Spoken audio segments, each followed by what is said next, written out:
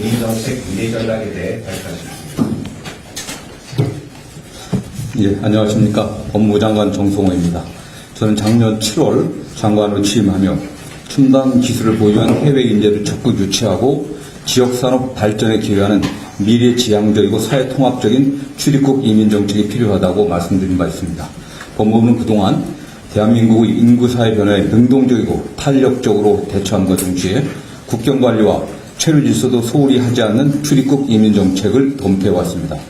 그런 노력의 결과 국민주권정부 임기인 2030년까지 추진할 이민정책의 기본 전략과 추진관제인 2030 이민정책 미래전략을 수립하였습니다. 첫째, 경제성장과 지역발전을 이끌어가는 이민정책입니다. 먼저 우리 경제의 보탬이 되는 우수 인재 및 필수 인력을 적극 유치하겠습니다. 첨단 산업 분야의 최고 우수 인재 유치를 위해 작년 4월에 신설한 톱티어 비자 발급 대상은 현재 반도체, 인공지능, 로봇 등 8개 첨단 산업의 기업체 인력에 한정되어 있습니다. 앞으로는 톱티어 비자 발급 대상을 과학, 기술 분야의 교수, 연구원까지 확대하겠습니다. 현행 고용허가 제도는 단순 노무 저숙련 인력을 해외에서 직접 유입하는 제도로 우리 산업의 경쟁력 제고와 사회 통합에 한계가 있다는 지적이 있었습니다. 이에 국내 전문대학의 제조업 관련 학과에서 중간 수준의 기술을 갖춘 인력을 체계적으로 양성할 수 있도록 육성형 전문 기술 인력 비자 제도를 도입하여 지역 제조업의 인력난 해소를 지원하겠습니다.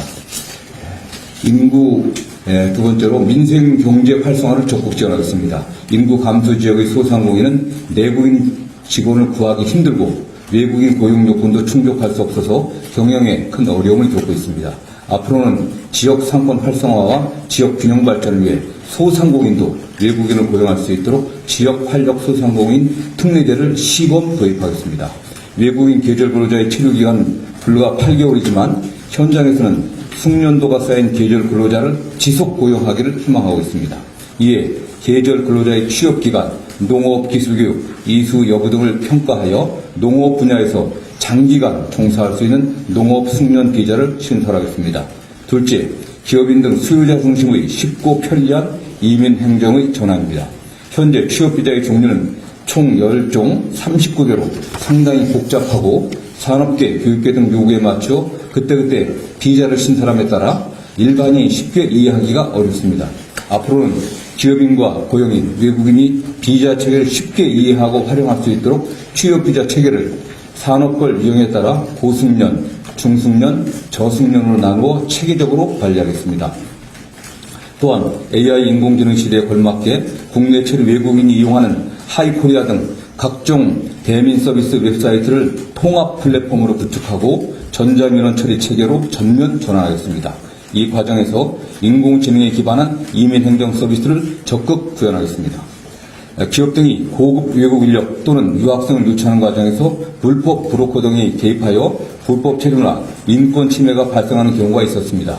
앞으로는 기업의 외국인 고용 미스매치를 해소하고 해외 우수 인재를 안전하고 신속하게 유치할 수 있도록 헤드헌팅 기관 등을 외국 인재 유치기관으로 등록하는 제도를 신설하겠습니다. 셋째, 우리 사회에 적합한 유치 그룹을 선정하고 외국인 유입 규모, 임금 요건을 설정하겠습니다. 그동안 외교관계, 무역 및 경제관계, 외국인이 국내 적응력에 대한 고려나 전략 없이 산업계나 교육계 등의 수요에 따라 단기 대응식으로 외국 인력을 유치한 것이 사실입니다. 앞으로는 국내 체류 외국인에 대해 연령, 학력, 기술, 한국어 부사 능력 등 빅데이터를 분석하여 국익에 부합하고 우리 국민과 더불어 살아갈 수 있는 유치 대상 그룹을 선별하고 외부 인력 유치 등에 활용하겠습니다. 또한 단순 노무, 저숙련 외부 인력 유입으로 인해 국민의 임금 등 근로 조건을 저해하는 우려를 해소하기 위해 외국 인력에 대한 합리적 임금 기준을 마련하겠습니다. 이를 위해 법무부 장관 직속으로 가칭 외국인 임금 자문위원회를 설치하여 국민의 일자리와 임금, 근로조건 보호를 위한 산업 유형별, 외국 인력 유형별 임금 요건을 설정할 수 있도록 하겠습니다. 넷째, AI 빅데이터 기반 출입국 심사 및 거주 관리로 안전사회를 보장하겠습니다. 인공지능을 활용하여 고임금, 고위험 외국인은 신속 정확하게 입국 차단하고 저위험 외국인은 여건을 제시하지 않고도 자동 출입국 심사를 이용할 수 있게 하겠습니다. 이를 통해 세계 1등 수준의 인공지능 출입국 심사 시스템을 구축해 나가겠습니다. 외국 인력을 합법적으로 고용하고 인권 보장과 체류 관리의 모범인 성실 기업에게 외국인 체류 연장 신속승인, 신속한 이민행정 서비스 등 인센티브를 제공하는 가칭 K-트러스트 기업 체류 고용 인증제를 도입하겠습니다. 이를 통해 민관이 상호 신뢰에 기반하여 외국 인력을 합법적으로 고용하는 사회적 분위기를 만들어 가겠습니다. 다섯째, 반이민 정서 갈등 중재 및 외국인 권익 보호입니다. 우리 사회가 동포에 대한 부정적 인식이나 오해를 갖지 않도록 법무부에서 지정한 동포 체류 지원센터에서 동포 인식 개선 사업을 추진하겠습니다. 국내 체류 외국인이 우리 사회에 잘 적응하고 사회적 갈등이 발생하지 않도록 장기 거주 외국인에게 사회통합 프로그램 교육을 의무화하겠습니다. 이주 배경 아동 청소년 규모가 지속 증가하는 점을 고려하여 교육부와 협업하여 이주 배경 아동 청소년을 대상으로 학교 안팎에서 한국어 교육을 실시하겠습니다. 또한 임금체불 또는 부당대우 등 피해를 당한 외국인이 안정적으로 체류할 수 있도록 외국인 인권보호 및 권익증진협의회를 법제화하고 신고 접수 창구를 상시 운영하겠습니다. 앞으로 임금체불 고용주는 더 이상 외국인 근로자를 초청하거나 고용할 수 없도록 제한하겠습니다. 마지막으로 국민주권정부의 이민정책 추진 조직 기반을 강화하고 이민자의 사회통합을 위한 재정적 기반도 확보하도록 최선을 다하겠습니다. 국정기조에 맞춰 이민정책 기획력과 집행력을 향상하기 위해 법무부 출입국 외국인 정책본부의 차관급 본부 격상을 추진하도록 하겠습니다. 외국인이 부담하는 각종 체류허가 수수료 등을 재원으로 하는 이민자 기업 사회통합기금을 신설하여 외국인 정책 추진 재원으로 활용하고 국민의 재정 부담률을 해소하겠습니다. 국민주권정부의 이민정책은 우리 사회의 법질서 안정과 국민적 공감대라는 기반하에 설계되어야 합니다. 법무부는 이러한 전제하에 이민정책이 국가 경제와 민생 경제에 기여할 수 있도록 각각의 과제를 속도감 있게 추진하고 국민 체감할 수 있는 변화를 만들어내겠습니다. 감사합니다. 여기까지가 저희가 이제 준비한 발표문이고요. 개인적인 말씀 몇 가지 좀 드리도록 하겠습니다. 제가 2004년도 17대 처음 국회에 등원했을 때 법사위에 보임을 받았습니다. 처음 국회의원이 돼갖고 상임위 배치받으면서 열심히 일해보고자 저희 법사위가 맡고 있는 업무에 대해서 공부를 열심히 했습니다. 그 당시나 지금이나 큰 변화는 없습니다. 법무부가 맡고 있던 업무가 그 당시도 그렇고 지금도 그렇고 검찰, 교정, 범죄 예방, 출입국 외국인 관리, 그 다음에 국제 소송, 또 인권 이런 등의 업무가 법무부의 기본적인 임무로 부여되어 있었고요. 관련해갖고 저는 검찰뿐만 아니라 교정, 출입국 관리, 범죄 예방 업무 등이 매우 중요하다는 생각을 갖고 2004년도 초선 때부터 지속적인 관심을 표명하고 국정감사 등과 현안 질의 때도 늘 문제 제기를 했었습니다. 20년이 지난 만 21년 지났겠죠. 지난해 제가 법무부 장관 취임해갖고 법무부에 돌아가는 업무 전반을 파악해 보니까 그 당시하고 지금하고 상황이 나아진 바가 전혀 없더라고요. 국민들이 생각하기에 법무부의 업무는 검찰 업무가 법무부의 업무에 다인 것처럼 느끼고 있고 아시는 바와 같이 검찰에 대한 국민적 불신이 매우 심각한 상황이 있습니다. 그런 상황 속에서 정말 국민의 안전과 또 편안한 어떤 일상을 위해서 필요한 조직인 교정이라든가 또는 범죄 예방 또 출입관리 이런 업무는 사실상 방치되어 있는 그런 상태에 있음을 제가 확인했습니다.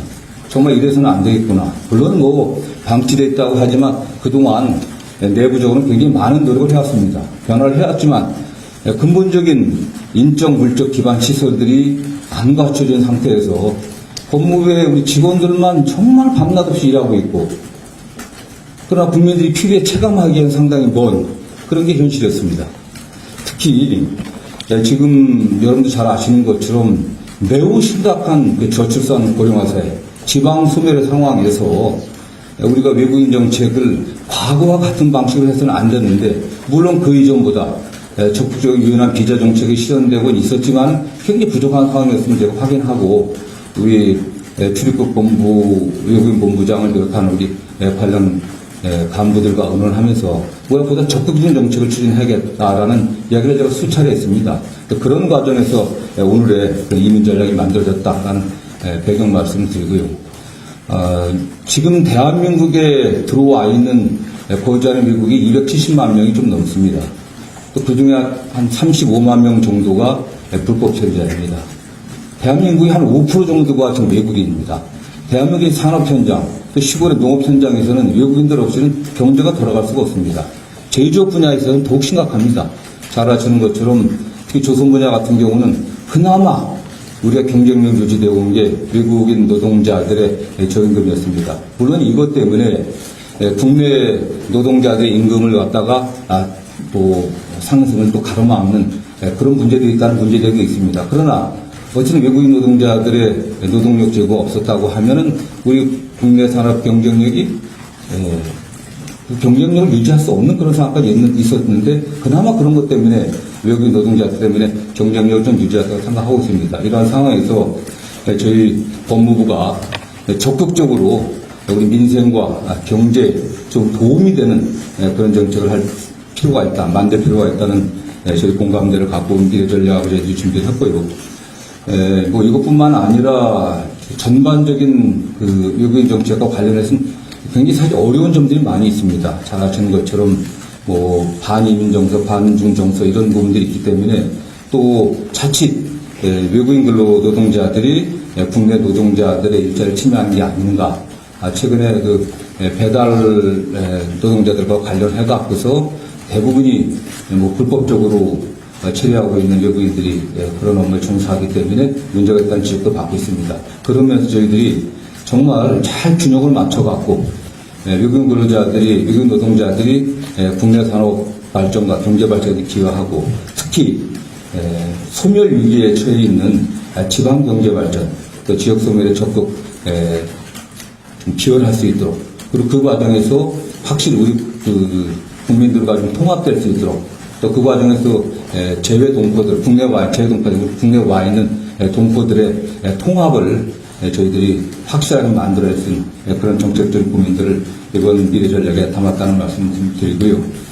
향후 뭐 비자 정책 구체적인 내용들을 저희들이 잡아드리겠지만 좀 더 과거보다는 단순하게 좀 우리가 필요한 분들, 필요한 우리 국내 산업 보호라든가 경제 발전에 필요한 인력들을 적절하게 도입할 수 있도록 좀 더 유연하고 적극적으로 하겠다라는 말씀을 드리겠습니다. 감사합니다. 뭐 혹시